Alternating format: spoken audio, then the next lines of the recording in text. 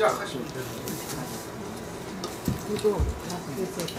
이제 그렇게 아까 저게 10개의 비 중에서 9비였습니다. 9비. 예. 근데 이제 제가 아무튼 이제 501년부터 591년까지 20개의 금성문에 지금 보신 것처럼 이제 그런 경향이 나타난다. 일관성과 다양성. 그것이 바로 이제 무의의 글씨라는 얘기를 했었고요. 그러면 이제 거기에 머무르느냐. 거기에 머무르면 정말 뒤떨어진 사람입니다. 근데 신라는 또 변화도 잘한 겁니다. 네, 왜냐하면 외래 문화하고 접촉하면 또 거기에 걸맞는 변화를 했던 것이죠. 네, 그게 이제 6세기 후반에 중국하고 직접 교류를 하게 됩니다. 이제 고구려 백제 통하지 않고 바로 이제 다이렉트로 사신을 교환하고 중국에 있는 문물을 받아들이게 되는 것이죠. 그래서 이제 그것들이 제가 아까 남산 신성기에 가장 그래도 북에 해서 가까운 게 황초령기라고 했었죠. 예. 568년에 그러니까 6세기 중반. 그럼 그건 무슨 의미입니까? 6세기 중반경에 이미 뭐 북이 글씨와 그런 것들이 들어와서 누군가는 연습을 하고 있다라고 생각할 수 있는 거죠. 그럼 이제 그거를 볼 수 있는 것이 십비입니다. 십비는 비편인데 몇 자 안 되는데도 불구하고 장명용기 글씨하고 제가 비교해 보니까 거의 똑같을 정도로 똑같았습니다. 그래서 그 다음에 이제 우리가 볼 수 있는 것들이 목간입니다. 이제 우리가 목간은 잘 주목을 하지 않습니다. 보통 특히 이제 우리 서예 하시는 분들은 사실은 자료를 좀 접하기도 어려운 그런 면도 있고 해서 근데 이제 그 목간의 글씨, 목간이라는 거는 당시에 행정 서류였거든요. 거기에 이제 목간의 종류가 여러 개가 있습니다. 문서 목간도 있고 문서 목간은 주로 사면 돌아가면서 이렇게 했었고 왜냐하면 아무래도 굉장히 길어지니까 그 다음에 이제 대부분의 목간들이 뭐냐 하면은 꼬리표였습니다. 우리 지금 택배 부치집에 붙이는 그러니까 이제 세금을 당신은 돈이 아니라 물건으로 보내니까 쌀도 있고 뭐 기타 이런 것들을 배에 실어서 보내면서 꼬리표 이거는 어느 촌에 있는 뭐 누가 쌀 한 석을 보낸다 이런 꼬리표가 많으니까 그때 당시에 그 정도 쓰는 사람이면 근데 이제 문제는 무명이라는 것입니다. 그분들이 전부 다 지금 말하면 공무원, 행정 공무원인 거죠. 그렇죠? 공무원들의 글씨가 거의 다 목간입니다. 그래서 우리가 이제 금성문은 사실 자꾸 통일신라로 가게 되면 이름이 나타나죠. 짐생, 뭐 최치원, 기타 뭐 많이 나타납니다. 해강 이런 사람들이 나타나서 소위 말하는 당시의 명서가들이 금성문의 글씨의 서자였다면 이 목간의 글씨는 무명, 그야말로 무명의 행정 공무원이 쓴 글씨니까 우리가 어쩌면 당시 글씨의 참모습을 볼 수 있는 게 이 목간일 수도 있습니다. 그래서 이제 목간이 왜냐하면 거기다 또 목간은 요즘 유적지 개발하면서 습지에서 많이 지금 나타나고 있으니까 굉장히 중요한 1차 사료로 지금 뜨고 있습니다. 왜냐하면 비석은 10년에 한 개 정도 드문드문 나타나기 때문에 다들 목마릅니다. 이 사료에 목마른 사람들이 그거 기다리는 와중에 중간중간 지금 요 뭐 지난번만 해도 부산 배산성에서 목간이 또 나왔습니다. 요 얼마 전에는 김해 양동산성에서 또 신라 목간이 나왔고 그래서 이 목간은 백제하고 고구려 그 다음에 이제 백제는 부여 지역에서 또 많이 나왔고 그러니까 뭐를 요즘은 다 그 집을 짓거나 빌딩을 지으면 1차적으로 그 지역 경주나 부여 지역은 다 일단은 그걸 해야 됩니다. 그 유적지 개발 1차적으로 해야 되기 때문에 그 과정에서 이제 목간 뭐 이런 것들이 나오면 이제 일단 스톱하고 일단 또 그 유산을 이런 데서 와서 이제 조사를 하고 통과돼야지만 뭐 빌딩을 올리든지 하니까 이제 어떤 사람들 아예 덮어버린다. 나오면 골치 아프니까 덮어버린다고 할 정도로 이게 몇 년이 자꾸 딜레이가 되니까요. 그런 거죠. 아무튼 이 목간은 우리가 주목해야 될 중요한 그런 그 1차 사료 중에 하나입니다. 그래서 이런 목간이라든지 아마요 이제 연합뉴스 같은데 얼마 전에 많이 났을 텐데 선조산 마애불 조상기라든지 이런 것들에서 이제 조금 더 발전된 이제 신라 사람들이 남한의 문화에서 벗어나서 소위 말하는 이제 선진 문화가 되겠죠. 아무튼 중국 문화는 우리가 일단은 발달된 문화라고 봐야 되니까 선진 문화를 접하면서 결국은 교섭의 결과입니다. 서로 사람이 왔다 갔다 하니까 책이 왔다 갔다 하고 글씨가 왔다 갔다 갖고 그걸 공부하게 되고 이런 거죠. 그렇죠? 그래서 이 564년에 북지에도 사신을 살병했고 그다음에 565년에도 책봉을 받았다는 기록은 있습니다. 이런 기록 이외에 수많은 사람이 왔다 갔다 했겠죠. 장사하는 사람들 뭐 많은 사람들이 왔다 갔다 하면서 이제 중국의 글씨가 들어오면서 첫 번째 들어온 게 북이 글씨입니다. 당나라 글씨가 바로 안 들어옵니다. 그래서 아무튼 이제 북이 글씨가 이게 591년이거든요. 보시면 아시겠습니까? 아마 여기 많이 장면용부터 많이 뭐 이런 거 똑같습니다. 네. 물론 요런 데는 아직까지 약간 예서의 피가 이것도 똑같죠. 부분적으로 남아있지만 이 지금 북이 글씨하고 비교도 제가 제 책에서 이미 다 표로 만들어 놨습니다. 그래서 이 아까 본 구비에서는 그런 고박한 글씨가 나오고 같은 연도에 다른 쪽에서 쓴 글씨에는 또 이런 게 나온 것이고 이 말은 이 시기에 벌써 6세기 말이 되면 신라에서 북이 글씨가 많이 이제 행정 관리들에게까지 쓰였다는 거는 뭡니까? 위에 사람들한테는 당연히 쓰였다는 얘기일 수도 있거든요. 그래서 이제 그 다음에 이게 제가 말한 것까지 예, 요건 뭐죠? 요 보시면 물론 행석필이가 당연히 있습니다만 이런 게 이제 연자 이런 것들 보면 이제 우리가 북이 해설하고 이전에 우리가 아까 금속문에서 본 그런 고박한 글씨하고 이제 완전히 다른 필법을 갖춘 이제 그런 글씨가 등장하는 거죠. 요거 하남 이성산성에서 나온 목관인데 무진년입니다. 월자 같은 거 보시면 이제 우리 아까 본 밭전자의 월자 이런 거 완전히 다르죠. 붉어지고 이제 이런 것들이 같은 거 시작합니다. 이제 뭐 행서의 비리가 부분적으로 있기도 하지만 이제 해서가 그런 6세기 풍에서 벗어난 이제 중국 풍이 들어오는데 그 첫 번째가 북이풍이라는 거죠. 북이가 들어오게 된 거죠. 요거는 이제 6월 4일 뭐 신문에 대대적으로 났습니다만 경주 경주문화재연구소에서 관할하는 이분들이 그 연구소 팀입니다. 사실 이제 여기에 마의 글씨가 있는데 도대체 시기가 자기들 6세기 말에서 7세기대로 보는데 글씨를 좀 봐달라고 저한테 부탁해서 제가 이제 여기 선도산에 경주에 올라갔었습니다. 오세윤 작가라고 굉장히 문화재 사진 작가, 우리나라에서 제일 최고급의 그 이제 사진 작가랑 같이 이 마애불 너무나 아름답더라고요. 이 마애불. 근데 이 마애불에 관한 게 삼국유사에 있었다고 합니다. 삼국유사에 어떤 비구니가 꿈에 나타나서 뭐 이렇게 이제 이걸 지어라. 그래서 이제 그 사람들이 많이 발언하고 시주를 하고 해서 이걸 지었다는 게 삼국유사 기록은 있거나 말거나의 경향이 좀 있죠. 정사가 아니니까. 근데 이제 거기서 말하는 분이 바로 이것이라고 이제 그걸 확정하는데 그 시기가 진평여왕 때의 비군이었다는 기록이 삼국유사에 딱 나와 있는데 바로 그 진평여왕 때가 6세기 말에서 7세기 초입니다. 그래서 글씨를 이제 왔어요, 가서. 이건 앞에서 본 그 식비에서 본 거나 아니면 뭐 보시면 당장 이거 북이 글씨 보이시잖아요. 이게 당나라 해석 아니거든요. 또 선생님 뭐 탁본 뒤에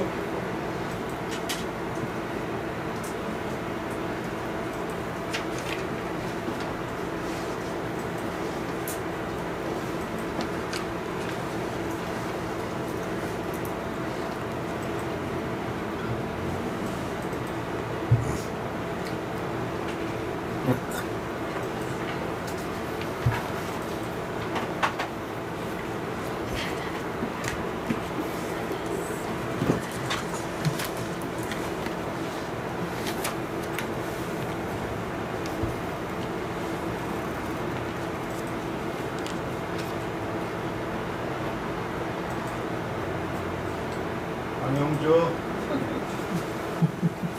그걸로 해서 만든 거예요.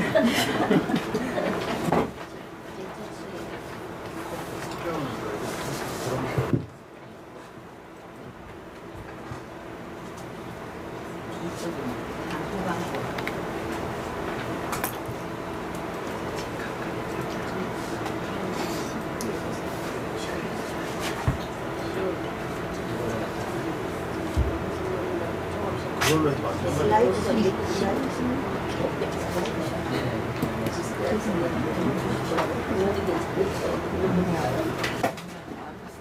두 개가 나와가지고 하나를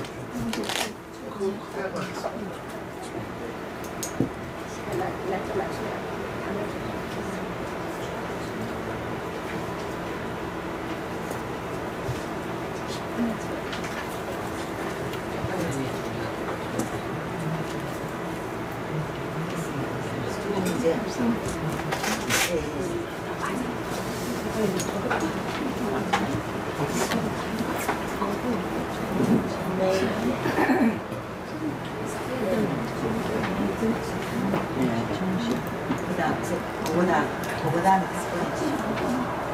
네. 그것을 확대 조금 밑에 사건 부분을 좀 확대해 주시겠습니까?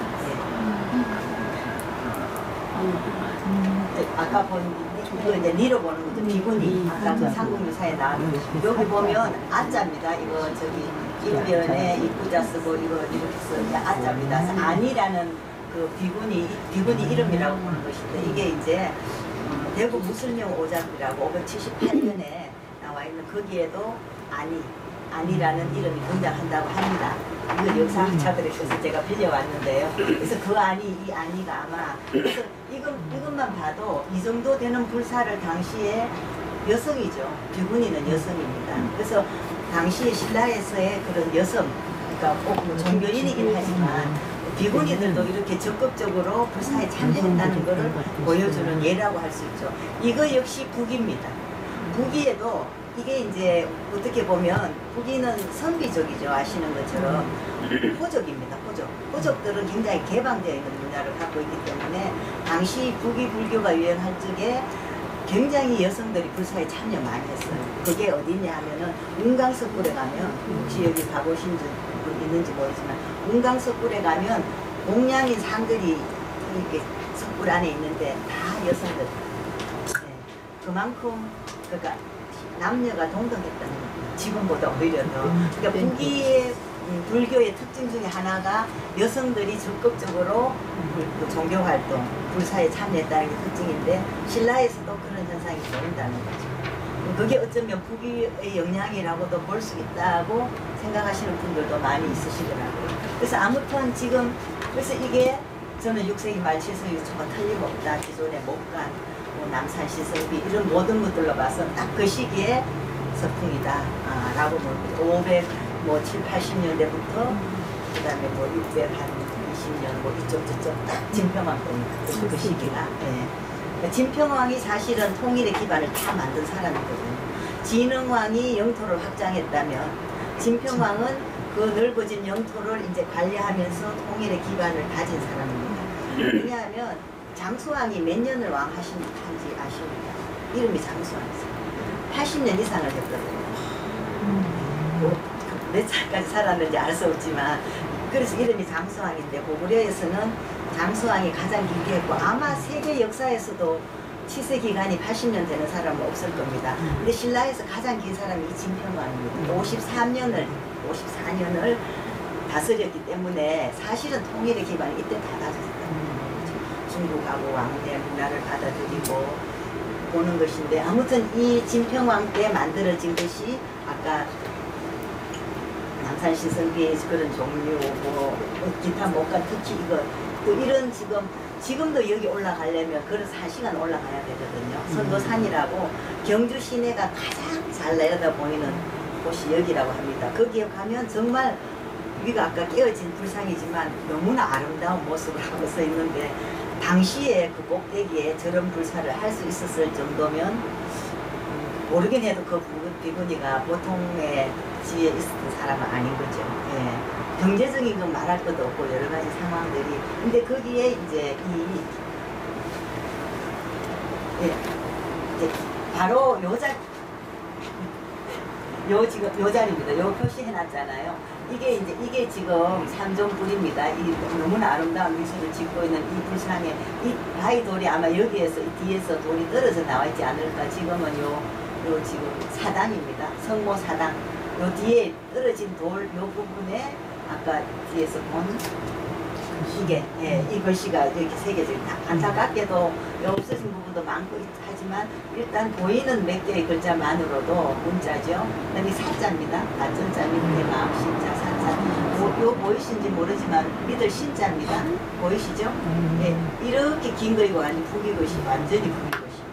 앞에서 우리가 본 이제 6세기에서 본 그런 신라풍의 해석하고는 완전히 다른 이제 당풍 그 중국풍의 북이풍이 이제 신라에 발달하기 시작하는 거죠. 서사 문화가 이제 점점 더 우리가 말하는 그런 중국 문화를 받아들이면서 발달하게 된다는 것을 우리 문자 자료로 그냥 볼 수 있습니다. 역사학자들은 기록으로 보지만 우리는 문자를 통해서 당시에 이 자료를 통해서 볼 수가 있다는 거죠. 그래서 이렇습니다. 이게 이제 6세기 초반까지. 그러면 6세기 중반 이제 660년 전후 뭐 이제 그 660년에 백제가 망하고 68년에 고구려가 망했으니까 완전히 중반에는 이제 더욱 당하고 친밀하게 왔다 갔다 했겠죠. 네. 어떻게 백제하고 작전을 짜야 돼요. 고구려를 어떻게 멸망시킵니까? 이런 작전을 짜면서 가장 크게 기여한 사람이 신라 사람으로는 김인문입니다. 김인문은 물렁의 둘째 아들이죠. 이 사람은 국적은 신라입니다만 사실은 당나라 사람입니다. 22년을 당나라에서 살았거든요. 백제를 멸망하는데도 기여했지만 그리고 또 당에 갔다가 또 뭐 일이 있으면 신라에 왔다가 당에서 경공과에 합격해서 교서를 하고 아주 높은 교서를 하고 또 백제를 멸망하는데 참여했다가 또 당나라에 가서 결국은 당나라에서 죽은 사람입니다. 694년에 죽고 당에서 이듬해에 신라로 보냈습니다. 그래서 이제 무덤이 만들어지고 비가 세워지고 이제 그런 현상인데 이 무열왕 그야말로 태종 무열왕은 뒤에 글씨가 우리가 이제 김인문이라고 하죠. 완전히 부양수입했습니다. 비편이 딱 2개 남아 있는데 2개만 봐도 알 수 있습니다.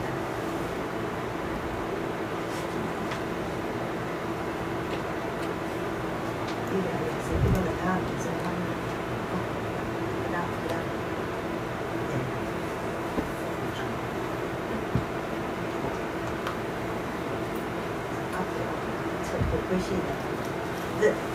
대충 좀 이렇습니다. 이거 보시면 이런 것들이 이 시기는 이 사람이 초당은 제가 지금 말씀드렸듯이 이 사람은 당나라 문화에 젖어 있는 사람이라 고양순 글씨를 너무나 잘 습득한 사람이라 이거를 이제 우리가 신라 서예사로 볼 것이냐. 물론 유물은 당연히 신라 유물이지만 그런 이 사람이 가진 정체성에 관한 특수한 상황으로 해서 이걸 신라의 흐름에 넣기는 저도 옛날에 넣었었습니다.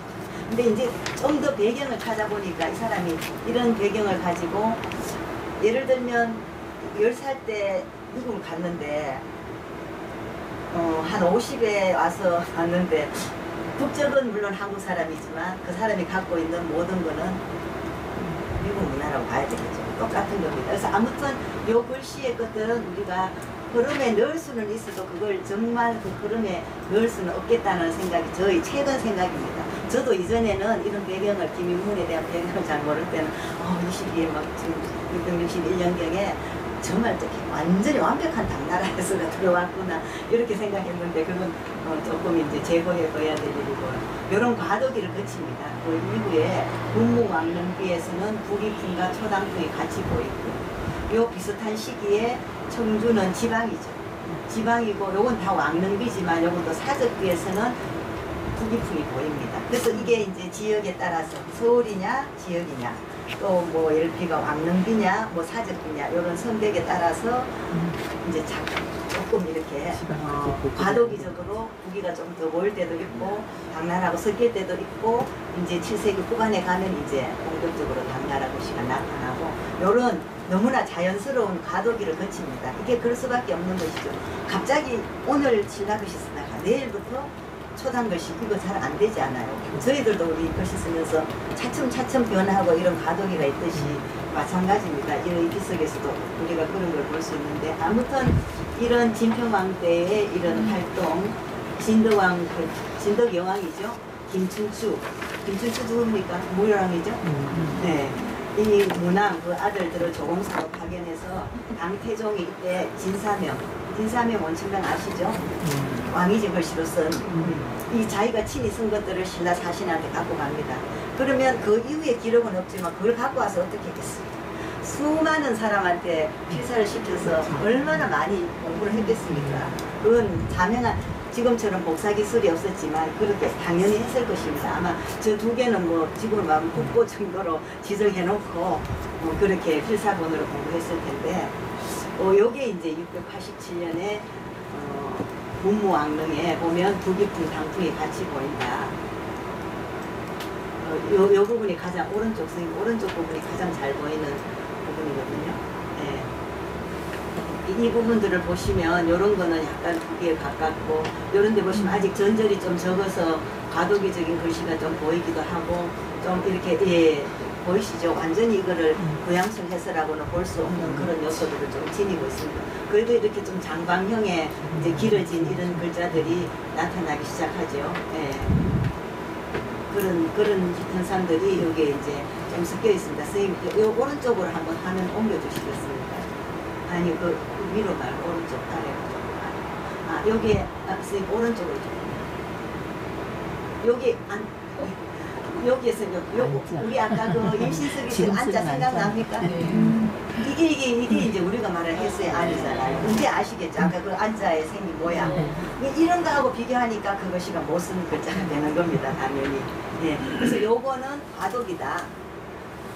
기존의 북위에서 이 사람이 아마 북위에서도 연습하고 당나라 지금 신풍인 당나라에서도 같이 하는 과정에서 좀 이제 자기도 모르게 어떨 때 북위풍도 나오고 뭐 초당풍도 나오고 이런 과도기적 글씨를 볼 수 있는 광릉비고요. 그래서 그 여러분들도 혹시 이 다음에 공부하실 적에는 많이 고려를 하셔야 돼요. 이 뒤에 성격이 뭔지, 공식적으로 쓴 건지, 뭐 개인적으로 쓴 건지, 기타 등등 이런 것들을 다 고려하셔서 그때 당시 서자 입장에서 딱 돌아가서 생각하시면 가장 정확한 그때 서자의 그걸 끌어낼 수가 있어요. 그거 없이 그냥 왕릉비 어느 지역에 막 지방에 어떤 관리가 쓴 것이하고 막 두 개를 비교해서 이게 어떻다 이렇게 하면은 비교 자체가 처음부터 조건이 성립이 안 되는 거거든요. 예. 이렇게 생긴 게 경주박물관 가면 지금 상설 전시가 되어 있습니다. 이게 아까 조금 전에 본 문무왕릉비고요. 요 최근에 또 이런 게 하나 발견되어 있습니다. 여기에는 또 구양순품이 훨씬 많습니다. 같은 비인데 이 뒷면에도 있고 양면비거든요. 그래서 가서 실물을 좀 직접 보시면 훨씬 더 좋을 것 같습니다. 그래서 이게 이 세 개를 제가 같이 들고 와봤어요. 두 개입니다.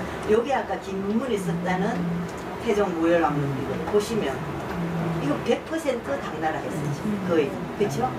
이거하고 다른 게 보이시나요? 네. 이것이하고. 예. 이게 시기를 보면 이게 이 시기고 이게 25년 후의 글씨임에도 불구하고 퇴보했느냐 그게 아니라 이게 예외라는 거죠. 제 말. 아까 김문이라는 사람이 국정만 신라 사람이지 그 사람은 속속들이 당나라 사람이기 때문에 당나라 글씨를 쓸 수밖에 없고 더군다나 자기 아버지 비석의 글씨를 쓰면서 얼마나 심혈을 기울여서 구양순 글씨를 썼겠습니까? 그래서 그런 여러 가지 환경들을 우리가 반드시 연구할 때는 고려를 해야 된다는 것이죠. 그 다음에 이제 690, 김인문이 이제 죽었습니다. 694년에 죽고, 그래도 이제 죽은 후에 고국으로 돌아온 거죠. 그래서 695년에 장사 지냈다는 기록이 있습니다. 그러니까 비는 695, 제일 빠르면 695년, 경우에 따르면 더 늦어질 수도 뭐 8세기 초반이 되거나 7세기 후반이 되거나. 근데 여기에서 이제 보시면 지금 그 다음 거 여기 됐습니다. 이제 이게 아까 697년에 문무왕릉비고요. 695년에 장사를 지냈기 때문에 이거의 것입니다. 알 수는 없습니다. 이제 이것도 비편이고 이것도 비편이기 때문에 이제 이거하고 이거를 좀 비교해 보시면 어떻습니까? 이게 훨씬 더 이제 초당 글씨에 가깝죠. 이제 많이 길어졌습니다. 장방형. 그 다음에 이런 전절도 이제 제법 많이 이 해서의 초당 글씨의 특징들이 좀 많이 나타나죠. 이거하고 좀 다른 게 보이잖아요. 그래서 요게 부기풍 플러스 구양순 초당풍이라면 이제 이 부분에 와서는 그래도 어느 정도 이제 구양순풍이 한 70%, 80% 정도 됐다는 거죠. 시기적으로 한 10년 이상 됐을 때 이제 점점 더 당나라 신라에서는 이제 초당 해서가 많이 쓰이고 있다. 라는 걸 알 수 있고요. 그럼에도 불구하고 청주라는 지역, 그 다음에 왕릉비가 아니고 사적비라는 성격으로 아까 그 문무왕릉비하고 비슷한 시기에 글씨에는 아직도 선생님 다음 페이지. 이게 그 글씨입니다. 이제 이거는 초단 아닌 거죠. 보시면 다 보이십니다. 이런 것들이 조금 그 글씨가 그렇게 뭐 썩 뛰어난 글씨는 아닌 그런 초당에서는 아닙니다. 그렇죠? 근데 이제 지역에서는 아직도 기존의 우리 글씨를 쓰고 있었다. 이런 걸 우리가 좀 짐작할 수 있는 거고요. 네. 그래서 이제 이 결론이 어쨌든 제목에 맞는 결론은 내려야 될 것 같고, 아무튼 이제 이렇게 보시는 것처럼 문자라는 거는 정말 첫 번째 조건은 교류가 있어요. 그렇죠? 교류가 있어야 상대방의 문화를 받아들인다. 그러니까 이제 이거 책에도 있지만 삼국도 다르기도 하지만 같은 면도 있다. 왜 서로 인접해서 교류를 했을 거니까 사람들이 왔다 갔다 했잖아요. 그러면 문자가 왔다 갔다 했을 테고, 그럼 문자를 가지고 표현하는 서예 문화도 당연히 이 교류가 있었을 테고, 중국과도 마찬가지고. 그래서 우리가 고구려는 북이하고 가깝다는 이유도 육로로 바로 북이하고 이렇게, 또는 그 이전에 전진과 도습을 했기 때문에 그런 성격을 나타낼 수가 있는 것이고, 백제도 배를 통해서 남조하고 왔다 갔다 했기 때문에 남조의 세련된 문화를 받아들여서 백조가 그렇게 유려하면서 아주 영리한 그런 글씨를 받아들인 것처럼 이 신라도 초기에는 고구려를 닮았어요. 왜냐하면 아시는 것처럼 5세기에 고구려 군대가 경주에 주둔했었죠. 고대기가. 그러면서 일부는 돌아갔겠지만 일부는 뭐 신라 여자하고 결혼도 했을 테고, 아무튼 그런 고구려의 영향이 호태왕 후, 광개토왕 후라는 것이 후호청에서 나오면서 영향을 받았다고 우리가 증명할 수 있는 증거 자료가 생긴 거고요. 그러면서 고구려 영향에서 그 가운데 자기들이 토속성을 지키고 있었으면서 중국과 이제 교류하기 시작하면 북이풍부터 당풍으로 이렇게 서서히 수십 년을 간격을 두고 이렇게 문화를 받아들이게 된다는 증거가 바로 이 문자 유물에 있는 것입니다. 그래서 역사학자들은 기록으로 공부를 하지만 우리는 눈에 보이는 문자로 그걸 증명할 수가 있기 때문에 어떨 때는 역사의 공백을 이런 예술이 채워줄 수가 있다는 거죠. 그래서 우리가 하고 있는 이 예술의 중요성은 하찮게 생각할 수도 있겠지만, 정치하는 사람들한테는 하찮을 수 있지만 우리 스스로는 예술을 하면서 정말 중요한 일을 하고 있다는 자부심을 가져도 충분하고도 남는다는 생각이 저는 듭니다. 그래서 아무튼 이제 제가 그냥 공부한 거를 바탕으로 이렇게 좀 써봤어요. 그래서 제목에 맞는 결론을 좀 내려야 될 것 같아서 1차적으로는 자료입니다. 자료를 습득하는 것이 가장 중요한 것입니다. 왜냐하면 자료를 빠뜨리면 그걸 전체를 다 보았다고 할 수가 없거든요. 그래서 자료에 대한 관심과 늘 관심을 가지고, 뭐 여러분들이 관심이 있는 분야가 있겠죠. 시대가 있을 수도 있고, 그렇죠? 그런 자료를 뭐 요즘 이제 온라인 같은 데서 PDF에서 받을 수 있고 하지만 요즘은 자료가 많이 공개되어 있습니다. 그래서 국립에 있는 자료들은 누구든지 연구자는 다 얻어볼 수가 있습니다. 요청하면 이미지도 받을 수가 있습니다. 그래서 자료에 대한 끊임없는 관심, 자료 모으기, 이 빠뜨리면 안 되는 첫 번째 요소고요. 그 다음에 자료를 가지고 공부했으면 반드시 현지에 가봐야 됩니다. 대단히 중요한 부분입니다. 그걸 가보지 않으면, 당시 그때 그 사람의 입장에서 그 작품을 보지 않으면 그 사람의 뜻을 끄집어낼 수가 없다. 네. 반드시 중요한 것이고요. 실물을 봐야 된다. 쉽게 말하면 실물을 반드시 봐야 된다.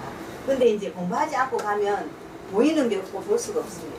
그러니까 반드시 다 공부를 하고 봐야 되고요. 그 다음에 기존의 선행 연구를 100% 믿지 마세요.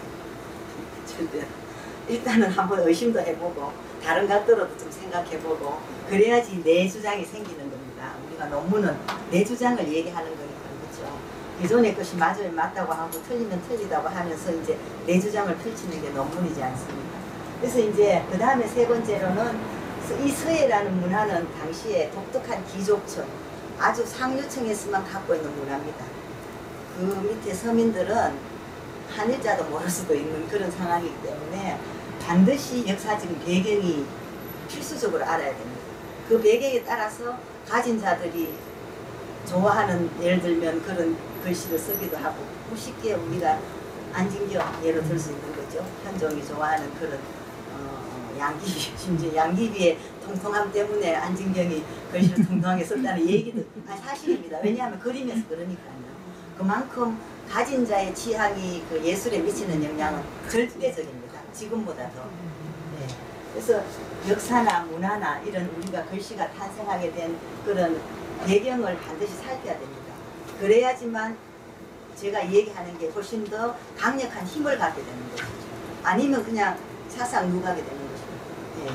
그래서 아까 얘기한 것처럼 계속 내가 관심 분야에 대한 걸 후속 연구를 계속 하셔서 내 그 논지를 단단하게 뿌리내리는 게 대단히 중요합니다. 그 누구도 거기에 대해서 반론을 제기할 수 없을 정도로 그렇게 지속적으로 쉽게 말하면 적어도 1년에 한 편 정도의 소논문을 써서 이렇게 언저리 것들을 자꾸 깊이 있게 연구하는 게 중요합니다. 그 다음에 머릿속에 생각이 많습니다. 누구든지. 그런데 그거를 표현하지 않으면 아무 소용이 없습니다. 예. 그래서 어떻게 일목요연하게 표현해서 남들한테 전달할 것인가도 고민해야 되는 겁니다. 왜냐하면 남들이 읽어서 이해 못하면 나도 모르는 것입니다. 예. 그래서 글이 어렵다고 좋은 게 아니라 어려운 내용을 쉽게 써서 남들이 이해할 수 있게 쓰는 게 글쓰기의 기본이거든요. 그래서 그 부분은 상당히 중요하고 자꾸 글을 쓰는 거는 자꾸 써야 되는 수밖에 없습니다. 그래서 1년에 한 편, 두 편을 써야 되는 이유가 그렇게 해야지만 자꾸 글쓰기도 늘어나거든요. 생각도 정리가 되고. 예. 그 다음에 이제 6번 중요합니다. 만약에 계속 나는 관심 있고 연구를 하고 싶다고 하면 장기적인 계획을 세우셔야 돼요. 예. 이 장기는 10년이 될 수도 있고 20년이 될 수도 있고 짧으면 5년이, 제일 짧은 건 5년입니다. 적어도 5년 이상은 돼야 우리가 그걸 장기적으로 표현할 수 있는 거죠. 그러면 나는 계속 내 연구를 해서 모아서 쌓아서 그 다음 뭐 예. 요즘 이제 다 저기 온라인에 가면 모든 논문들이 다 PDF로 나와 있죠. 그거는 흩어져 있는 겁니다. 몇 개. 모든 사람들 속에 이렇게 중간중간에 흩어져 있는 거기 때문에 나는 그거를 내 거를 다 이렇게 모아서 어떤 결과물을 내가 만들 것인가, 뭘 추구하는 것인가, 내가 학문을 해야 되는 이유는 뭐며 궁극적으로 나는 무엇을 위해서 내가 계속 공부를 하는가, 이런 것들을 좀 이제 고민을 하시면서 장기적인 계획을 세우고 그와 관련된 연구물들을 자꾸 쌓으십시오. 쌓다 보면 지금 보이지 않던 길들이 또 보이게 됩니다. 반드시. 예. 그 다음에 중요한 것이죠. 정치하는 사람들한테 정치가 중요하고 경제하는 사람들한테는 돈이 제일 중요하겠지만 우리한테는 가장 중요한 게 예술입니다. 예술 중에서도 서예죠. 그래서 내가 하고 있는 이 공부라든지 뭐 예술이라든지 이런 것들이 굉장히 중요하다. 예. 라는 그런 스스로에 대한 사명감과 자존감과 책임감과 내가 작품 하나를 썼을 때나 글 하나를 썼을 때 느끼는 그런 희열, 이런 것들을 맛보게 되면 자꾸 하게 되는 거죠. 야, 일종의 중독성입니다. 이것도. 안 하면 찝찝하고 이 안 닦은 것처럼 그럴 정도로 중독성을 갖고 있는 거기 때문에 여러분들이 뭐 예술가가 되시든 학자가 되시든 이건 제가 경험, 한 20년 동안의 경험에서 저는 이제 학자로서 이걸 적은 것이죠. 그래서 이렇게 좀 여러분들이 하시면 모든 분들이 다 나만의 그런 연구 결과물을 내지 않을까 하는 그런 생각이 듭니다. 부족하지만 오늘 강의 여기까지 하겠습니다. 혹시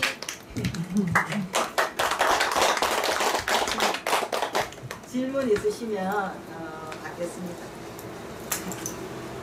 아마 여기도 지금 뭐 쓰시는 뭐 석사, 박사 이런 것도 쓰시는 분들도 계실 테고 하신 분도 계실 테고, 그래서 예술을 하시는 분들은 아까 이 사람들이 한 예술 같은 그런 예술을 하시면 될 것 같고요. 그렇죠? 그래서 학문은 또 학문대로 굉장히 중요한 부분입니다. 이제 예를 들면 새로운 자료가 하나 나타났습니다. 비석이 하나 나타났어요. 비석은 한 10년에 한 번씩 나타나거든요. 방송 어디에서. 그러면 뭐 새로운 사료니까 거의 막 벌떼처럼 달려듭니다. 학자들이. 각 분야의 학자들이. 제일 첫째가 사학자들이겠죠, 당연히. 예, 왜냐하면 고대는 사료가 부족하니까. 뭐 그 다음에 이제 국문학자들 이런 사람들은 이제 문장이 어떻게 되어 있는지, 당시에 뭐 이두가 어떻게 쓰였는지, 뭐 기타 등등 이런 것들 하고, 그 다음에 이제 우리는 관심이 좀 덜해요. 제일 중요함에도 불구하고. 왜냐하면 사실은 제일 먼저 보이는 게 뭡니까? 글씨잖아요. 네. 그 안에 내용이 어떤지, 문장이 뭐 어떻게 짜여졌는지 사실은 잘 모릅니다. 그 전공하는 연구자 이외에는. 그런데 글씨는 모든 사람이 다 보면, 아, 이거 글씨네? 또 뭐 글씨가 어떻네? 네, 이런 것까지 이제 다 할 수 있기 때문에 어쩌면 가장 그게 중요할지 모르는데 사람들이 관심이 또 가장 덜 하기도 하고. 근데 이제 많이 좀 관심이 예전보다 좋아졌습니다. 아까처럼 글씨로 이걸 변연을 어떻게 해볼 수 있느냐는 질문이 들어올 때까지 이제 사람들의 인식이 좀 많이 바뀌었거든요. 그래서 아무튼 새로운 사료는 분명히 나올 테고, 더디겠지만 언제 어디서든지 나올 테고, 이제 그때 나올 때 이제 어떻게 우리가 다시 또 볼 것인가 하는 건 굉장히 중요한 문제인 것 같습니다. 질문하라 그러고 제가 또 얘기했습니다. 네, 제가 말씀드릴게요. 예. 아니, 저는 동방문화대학교 박사 예비생입니다. 아, 예. 그리고 우리 정 선생님, 너무 심해서 정 선생님 논문 삼국시대 제가 집에서 읽고, 실제로 이제 작가님이 뵈니까 반갑고요. 또 설명을 아주 착실하게 잘 듣고, 선생님 살아온 그 설명 중에서 살아온 그 점점 아유 저렇게 착실하게 살았을까 저도 본받고 싶어요. 존경합니다. 예, 그 질문은 제가 그 하기 전에 그 학위 논문 하기 전에 수논문을 사경이 돼서 예, 좀 많이 공부했어요. 사찰 다니면서 스님들도 좀 받고 이랬는데. 그 신라 사경이 굉장히 좋더라고요. 최치원 선생님도 있고, 김정 선생님도 있고.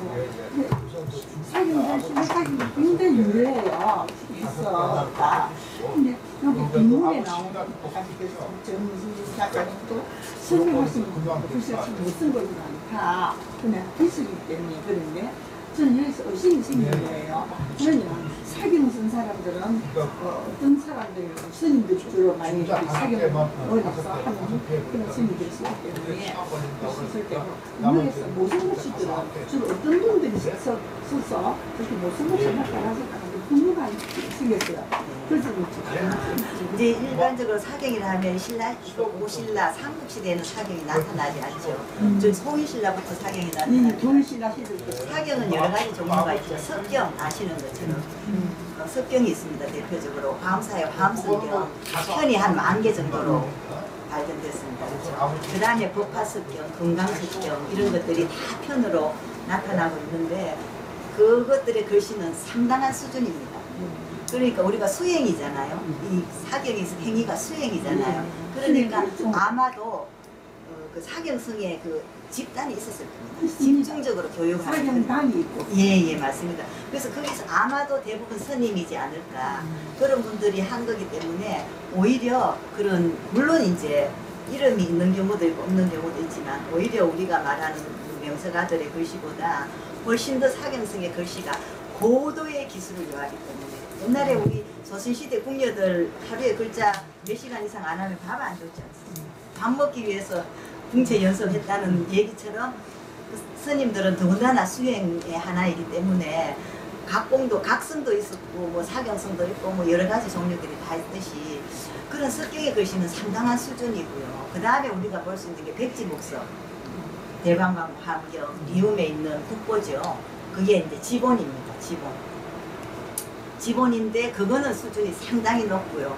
단지 우리가 좀 못 썼다고 할 수 있는 게 바로 무구정강제에 달하는 글씨를 보면 뭐 좀 삐뚤빼뚤 이렇게 목판본의 글씨가 조금 다른 지금 얘기한 석경이라든지 이런 거에 비하면 좀 떨어진다고 볼 수 있는 것이죠. 지금 말씀하신 분 중에 아마 무구정강의 글씨가 조금 그렇다고 볼 수 있는데 이제 그거를 저도 이제 신라서에서 무구정경 한 편을 썼습니다만 요 좁은 목판본에 요 좁은 요 아주 높이가 요 좁은 거에 길게 이제 조금 무구정강을 써야 되니까 아마 여러 가지로 이제 그런 제약도 좀 있었겠죠. 이게 뭐 적어도 한 7자, 뭐 10자 정도를 써야 되니까 그런 제약과 더불어 그 글씨가 보면 구신라 글씨도 하고 좀 당나라 그 초당풍의 글씨도 좀 보이고 굉장히 막 섞여 있는 그런 글씨인데 이제 그게 우리가 정형화된 글씨를 잘 썼다고 한다면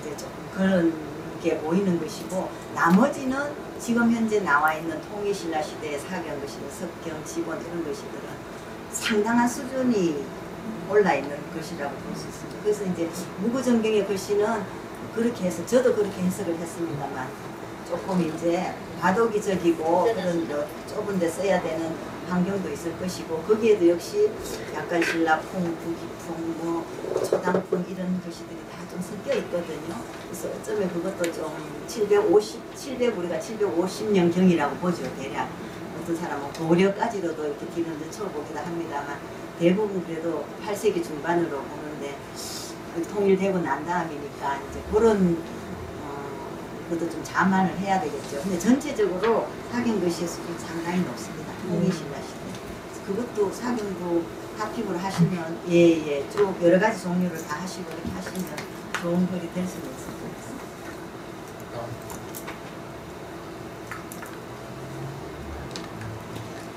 없으십니까? 다음 사람 또 뭐 질문 없어요? 내가 저렇게 하고 무서워서 못하지. 아무튼 뭐 오늘 이렇게 2시간 제가 아까 처음에 그 소개를 하려고 그랬었는데 아마 이거 사회자도 없고 그래가지고 그 소개를 못했었어요. 소개를 못했었었는데 뭐 그 아마 그 책 보시면 다 아시겠지만 그 이대 나오셨고 또 석사를 원대에서 했었어요. 그리고 저 박사는 현실관이야.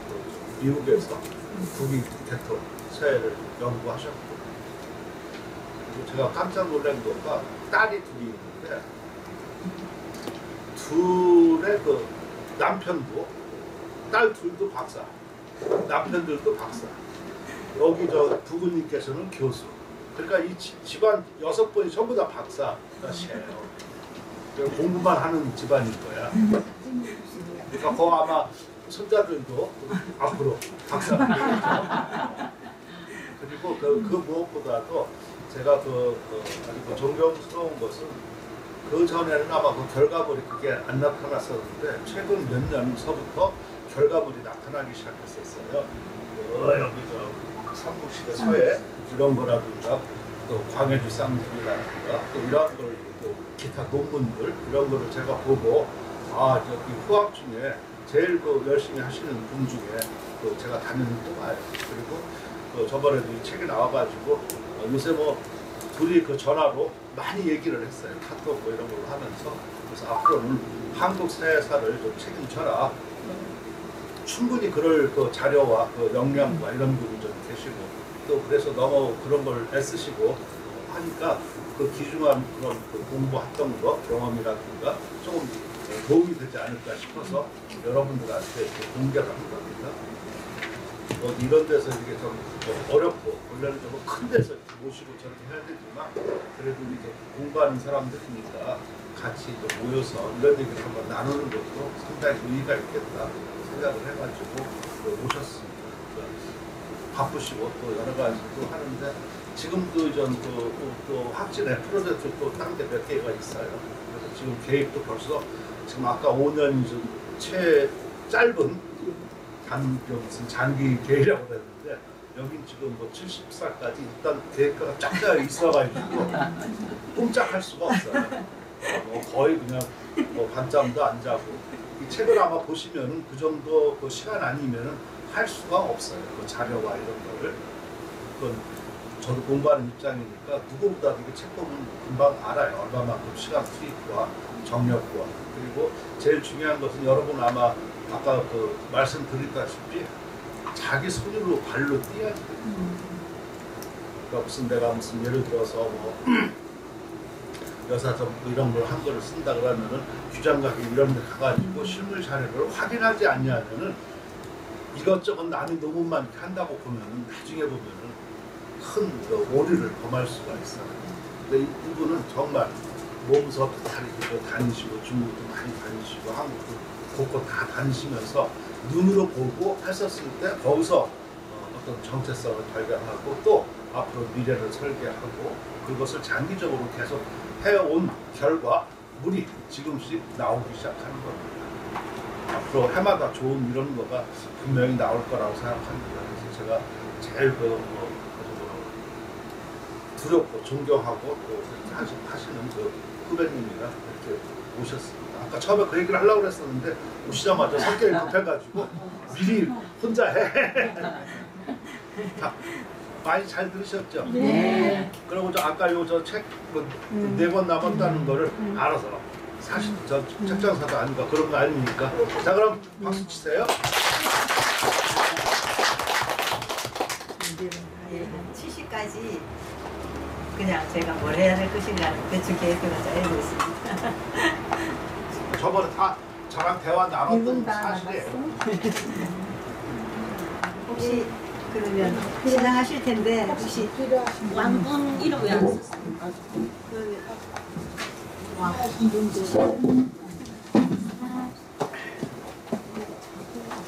솔로. 아 위에 있어요? 여기다 쓰 여기서는 뭐 빼고 그러면 자기 손해예요. 그냥 뭐 생각났을 때 말했을 때 그냥 해야지. 시간이 지나면 책이 모자라. 없으니까 없으면 나중에 어떤 책좀만 사시던가 알아서 네. 몰라요. 이 책이 내가 책이 100인밖에 없었어. 왕구쌤 가져가죠. 아니요, 안 가져왔어요. 5분이 아 여기 5번입니다. 네, 여기 네. 써 있어요. 아까 쓰신 분인 것 같은데. 네, 맞습니다. 가져온 다른 책 쓰고. 예예. 여기 본인들 이름이 쓰시는데 그리고 저거 우리 저 화학교 뭐 단체 사진 찍는 거 아닌가? 네, 찍어야 모르겠는데. 돼요. 어떻게 찍어야 될지. 여기 이쪽에서 이렇게 찍습니다. 그러니까 여기 입장에다가 예. 모자 하나 놓고 너 둘이 뒤에 이렇게 해가지고 예. 하면 되지 않나? 예. 사인 저 앞에 가서 해주세요. 여기 저 사진 찍어야 돼. 모시고 사진 찍어야 되는 거죠. 그래? 모시고 찍어야 되는 거죠. 사인 좀. 자리를 만드는 아니 여기만 안에 뭐 알아서 해.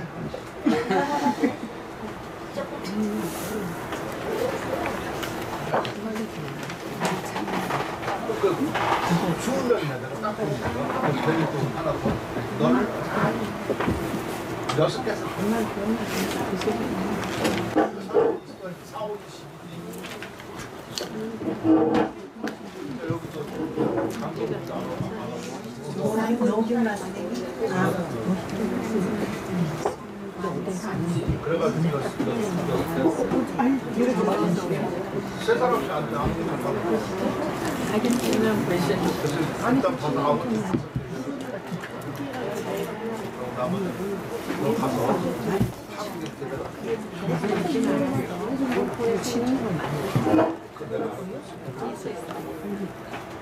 여섯 개 해놨다고 근데 아까 저거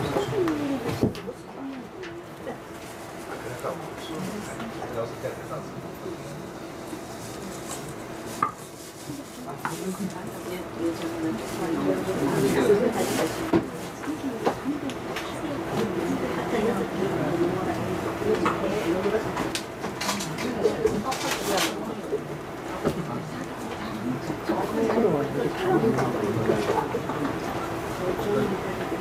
USB는 기중한 거니까.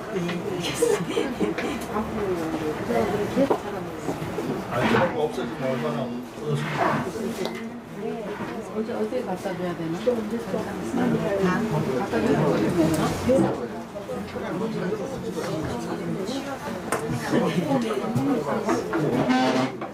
이번에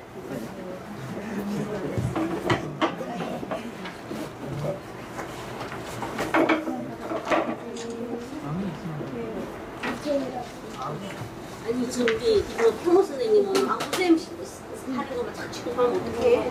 계속 찍어드려야지. 이게 절대 아니고. 그런 게 없어?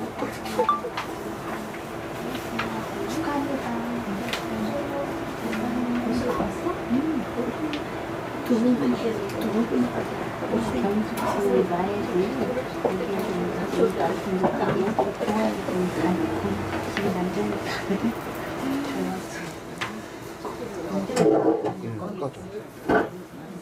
여기 좀 잠깐 봐주세요. 하나, 둘, 사진 하나 찍을게요. 하나, 둘, 네, 좋습니다.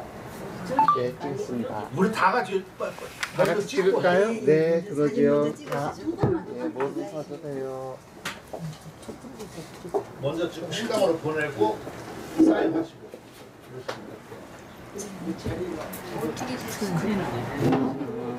정 박사님 가운데 의자에 앉으시고요. 그 주변으로 해서 선생님도 의자 있으면 예, 교수 박철빈 교수님도 그 옆에 앉으시고요.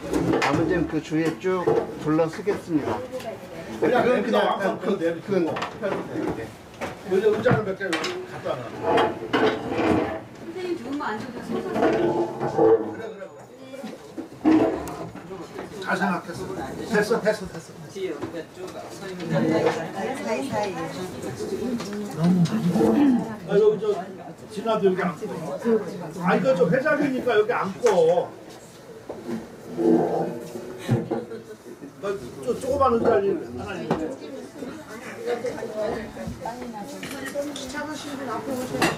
앉으면 이게 안 보여요. 말 안 들으면 시끄러워. 아니 그게 아니라 제가 앉으면 이게 피가 적어서 안 보여 얼굴이. 앉아. 그게 도와주는 거야. 그래. 네. 자, 늦으면 찍지 마. 늦으면 찍지 마. 이렇게 자리 텅텅 빈 찾았어요. 아니다 여기 보세요. 떡들 같은 게 있잖아요. 자, 빵끝 웃으세요. 하나, 제주도 빵끝. 셋, 더 찍을게요. 네. 아니, 더 가까이. 멸치. 잠깐만요. 아, 표정 관리 떨어져. 그래. 됐어요. 됐어. 이제는 저한테 하고. 예.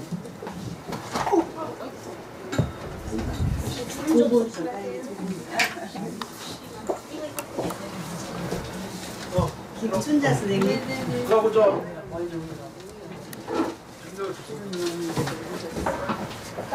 날래 하라고. 저 찍어. 예. 아유 저 뭐.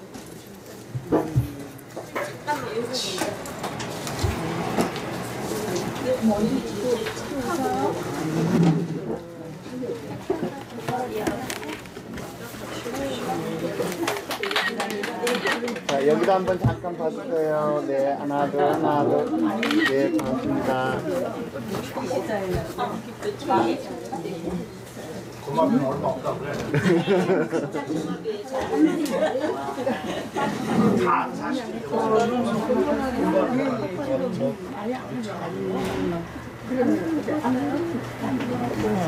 점심 식사하시는데 같이 그럼 저 모시고 갈까요? 모시고 가. 오세요. 그 방으로 해놨거든. 5인자. 5인자. 그치? 5인자. 예. 네, 알겠습니다. 따라가겠습니다. 같이 가세요. 원장님 선생님 나 먼저 갈게. 네.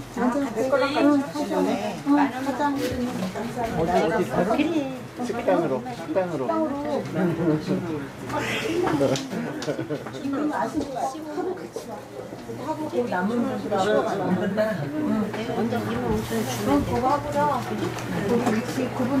저 책값 저기는 진학 선생한테 주시고. 자기는 나한테 2만 원만 준 거야. 2만 원이 주면 안 되면 죽었지. 알아서 죽었지.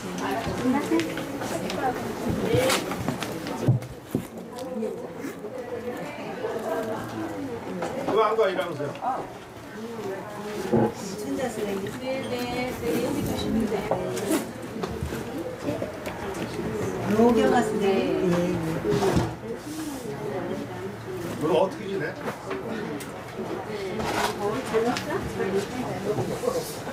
잘 묻지네. 더워서 잘 묻지네. 그 말이 어디 있어? 공부를 안 하니까 그러는 거지. 공부하면은 무슨 더운 적이 없어. 예예. 저는 얼굴은 굉장히 익어요.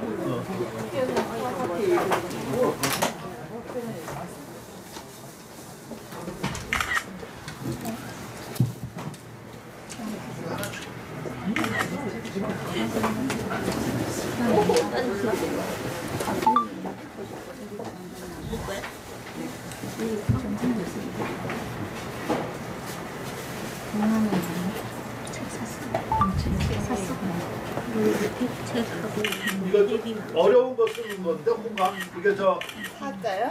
어? 사자요. 이게 사월이잖아 사월. 어? 그 어려운 거 쓰는 거. 제가 목사 선생님 누나인데요. 도움이 되실지. 제 이름이 너무 흔하다고. 어두치면 제일 첫자만 하면 제 이름 딱 나오거든요. 너무 흔하다고 맨날 매여 산다고 떠다녀보라고 그렇게 주셨는데 여자 호는 그렇게 떠다니면 안 된다며요. 세상이 바뀌었으니까. 사월은 떠다니는 거는 여기다 쓸게요. 아 그래 선생님 뜻은 이제 그렇게 이제 저걸로 얘기를 하셨더라고요. 구멍나무에 뽑히는 거야. 사는요. 그것도 맞는 것 같아요. 일반 사람들도 사월 잘 몰라. 네, 한자 다 어려워하시더라고요. 사월 설명해줘도 무슨 뜻인지를 잘 모르겠어. 선생님은 그런 뜻이 아니라 이제 남꽃 시름 배로 그냥 이렇게 해주셨다고요. 선생님 소녀 같으니까. 네네. 잘 계신가 자꾸. 건강하신. 거기가 이제 재건축이 들어가서 양재 쪽으로 이동하죠. 선생님 날 많이 기회해 줬는데. 네. 얘기 들었어요? 그럼요.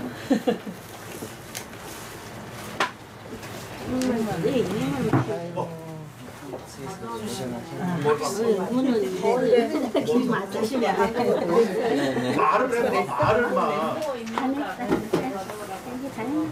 지금은 안 되잖아. 어딘지 알아요? 그럼 우리 수강생 따라가야 돼.